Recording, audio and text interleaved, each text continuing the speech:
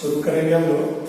देखिए इसे, फिजिक्स का एक इंपॉर्टेंट टॉपिक है साउंड एंड वेव मोशन। इन दोनों टॉपिक से कुछ न कुछ इंपॉर्टेंट फीचर्स हैं जो आपको हम बताते चलेंगे। और टॉपिक्स को पहले हम लोग बाइफर्केशन की ओर आते हैं। First one thing sound and second topic is your wave motion.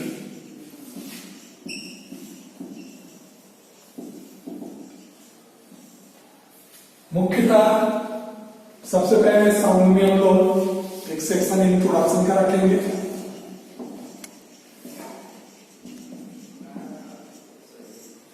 दूसरा हमारे पास होगा वेलोसिटी ऑफ साउंड। उसके बाद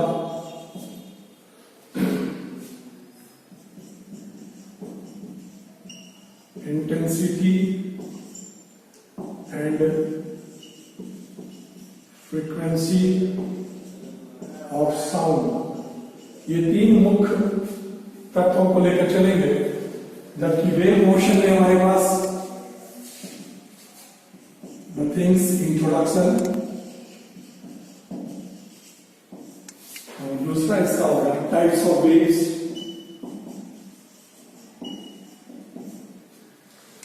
ना शुरुआत करते हैं हम लोग इंट्रोडक्शन से। साउंड, ध्वनि एक तरंग है, अनुदैर्घ्य तरंगे हैं, अर्थात कह सकते हो ये लॉन्गिट्यूडनल वेव्स हैं। अनुदैर्घ्य तरंगों के रूप में चलती है ध्वनि, एक प्रकार की ऊष्मा है, इसको चलने के लिए माध्यम चाहिए।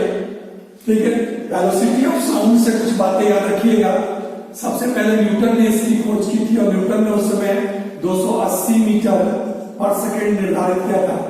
इसमें लैप्लेस ने करेक्शन करके 332.5 मीटर पर सेकेंड लाया, जो कि हमारा प्रायोगिक मान 332 मीटर पर सेकेंड के काफी करीब। ठीक है, वेलोसिटी ऑफ साउंड में याद रखिएगा, माध्यम की प्रत्यास्था, घनत्व और आर्द्रता बढ़ने से साउंड की गति बढ़ती है।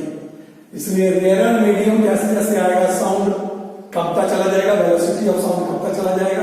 सबसे अधिक डेंसर मीडियम में, और अगर माध्यम जीरो है, वैक्यूम है, तो साउंड नहीं चलता। याद रखेंगे intensity and frequency of sound में कुछ बातें, जैसे pitch value. Pitch value sound के फ्रीक्वेंसी पर निर्भर करता है, जिसका जितना पिच वैल्यू होता है उसका साउंड उतना ही सुरीला होता है। तो यहाँ वेवलेंथ से कोरिलेट करके देखेंगे कि वेवलेंथ जिसका ज्यादा होगा साउंड उसका ज्यादा मोटा होगा, जिसका फ्रीक्वेंसी ज्यादा होगा उसकी साउंड उतनी सुरीली और पतली होगी।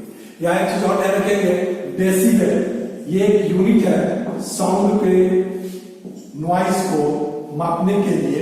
और यहाँ ध्यान रखेंगे कि अगर 90 डेसिबल से अधिक ध्वनि है आपके पास, तो ये ध्वनि प्रदूषण के रूप में आती है और मनुष्य के कान की सुनने की क्षमता पर ये असर करना शुरू करती है।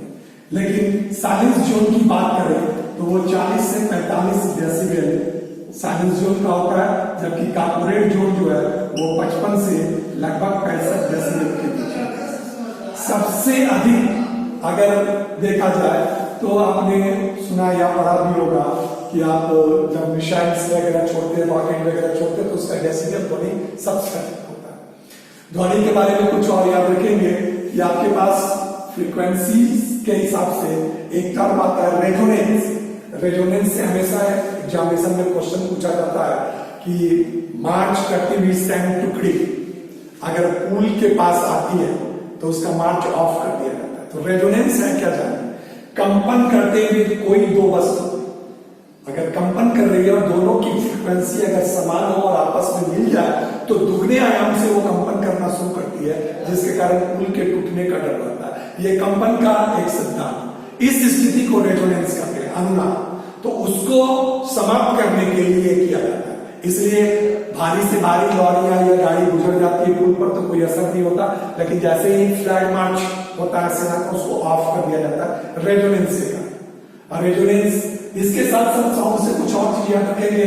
एक आता है आपका इको, तो इको के लिए याद रखिएगा 16.5 मीटर की दूरी कम से कम चाहिए किसी भी इको को पैदा करने के लिए।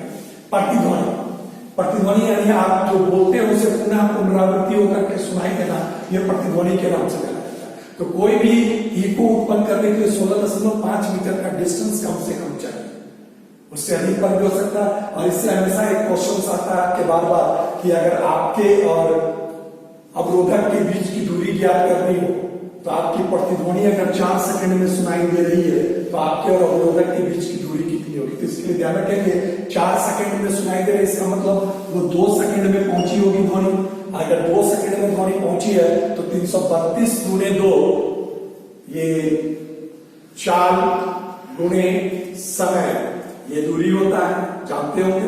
तो 332 गुणे 2 मीटर यानी 2 अर्थात 664 मीटर आपकी और अवरोधक के बीच की दूरी हुई। तो ये साउंड से कुछ बातें याद रखिएगा। अब जैसे हम वेव में आते हैं तो इंट्रोडक्शन में याद रखिएगा कि सबसे पहले डी ब्रॉगली ने प्रोपगेशन ऑफ वेव थ्योरी दिया, लेकिन सर्वमान थ्योरी जो है वो श्रोडिंगर के द्वारा दिया गया।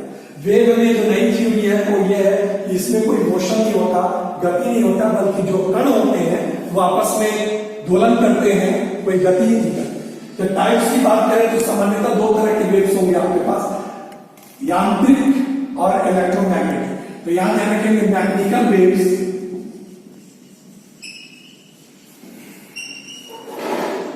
ये 2 तरह के होते हैं। एक होता है इसमें ट्रांसवर्स, जैसे पानी के सतह पर उत्पन्न होता है वो, या लाइट जो चलती है वो ट्रांसवर्स, और दूसरा होता है लैंगिट्यूडनल। तो ट्रांसवर्स होते हैं वो माध्यम के कण के परपेंडिकुलर कंपन करते हैं, जबकि लॉन्गिट्यूडनल जो होते हैं वो माध्यम के कण के समानांतर पट्टे होते हैं। यहां पर एक अलग हम लोग सेक्शन ले लेंगे इलेक्ट्रोमैग्नेटिक वेव। इलेक्ट्रोमैग्नेटिक वेव, इससे कुछ बातें याद रखिएगा। गामा किरणों से लेकर के, अर्थात गामा किरणों से लेकर के हम लोग लॉन्ग वेव रेडिएशन तक चलेंगे। क्लियर हो रहेगा? तो लॉन्ग वेव रेडिएशन की बात करें तो यहां पर ध्यान रखेंगे गामा किरणें, सबसे अधिक वेदन क्षमता गामा किरणें की होती है और इसकी फ्रीक्वेंसी सबसे कम होती है, सबसे अधिक होती है, वेवलेंथ सबसे कम होती है। और यह ध्यान रखेंगे इसकी खोजकर्ता की बात करेंगे तो गामा वेव्स जो है वो सबसे पहले हेनरी बैक्यूरेल का नाम जानते होंगे, इन्होंने रेडियोएक्टिव का सिद्धांत भी दिया था, वो गामा किरणें उनके द्वारा होती है। दूसरा आता है एक्सरे। एक्सरे के खोजकर्ता आप जानते होंगे रॉन्टेजन के द्वारा किया गया था, सबसे पहला व्यक्ति जिन्हें फिजिक्स में नोबेल पुरस्कार मिला वो 1901 ईस्वी में। तो ये किरणें याद रखिएगा सबसे अधिक वेदन क्षमता गामा किरणें की होती है। देन उसके बाद एक्सरे, एक्सरे के बाद आपके पास आएगा अल्ट्रावायलेट किरणें, इसकी खोज रिटर ने की थी, इसका इस्तेमाल वगैरह आप जानते होंगे, इससे काइल वगैरह सब भी किया जाता है। अल्ट्रावायलेट के बाद आपका आ जाएगा विजिबल रेडिएशन, ये इंपॉर्टेंट वन फीचर्स है। विजिबल रेडिएशन याद रखेंगे, विजिबल रेडिएशंस जो है वो 3.9 गुने 10⁻⁷ मीटर से 7.8 गुने 10⁻⁷ मीटर, या आप ध्यान रखेंगे 4000 एंगस्ट्रॉम से 7800 एंगस्ट्रॉम के बीच इसका टाइम होता है। और इसकी खोज न्यूटन ने की थी। यही वो रेडिएशन है जो आपको दिखे, इसको न्यूटन फ्रिंज या न्यूटन रिंग के नाम से वो जानते हैं। ये विजिबल रेडिएशन अगला सेक्शन आपके पास आता है। उसके बाद इंफ्रारेड, इंफ्रारेड का काम क्या है जानते होंगे, रिमोट कंट्रोल वगैरह में इसका इस्तेमाल होता है। तो अगला सेक्शन इंफ्रारेड आता है। देन आता है short wave radiation. Infrared William Herschel के द्वारा खोजा गया था, याद रखेंगे। और शॉर्ट वेव रेडिएशन जो है ये खोजा गया था हर्ट्ज के द्वारा। हर्ट्ज ध्यान रखेंगे, शॉर्ट वेव रेडिएशन 10⁻³ मीटर से ये 10⁻⁴ मीटर से 1 मीटर के बीच आता है। और इसमें 10⁻³ से 10⁻² मीटर के बीच वाले को माइक्रोवेव कहते हैं, जिसका इस्तेमाल किया जाता है दूर संचार वगैरह में, माइक्रोवेव के नाम से। देन उसके बाद लॉन्ग वेव रेडिएशन, ये मार्कोनी के द्वारा खोजा गया था, इसका प्रयोग रेडियो संचारण वगैरह में किया जाता है, ये ध्यान रखेंगे। ये कुछ आपके इंपॉर्टेंट फीचर्स है जो आपके साउंड और वेव मोशन से रिलेटेड है। कल के क्लास में हम लोग स्टार्ट करेंगे, आपका वो 2 टॉपिक होगा, इलेक्ट्रोमैग्नेटिज्म। यानी इलेक्ट्रिक टर्म में आएंगे, ये दोनों से संबंधित बातों को बताएंगे। फिर 2 टॉपिक फिजिक्स में हमारा बच जाएगा, उसके बाद हम लोग हिस्ट्री और पॉलिटी इंडिया इकोनॉमिक्स के क्लासेस को कंटिन्यू करेंगे। ठीक है, okay, thank you very much.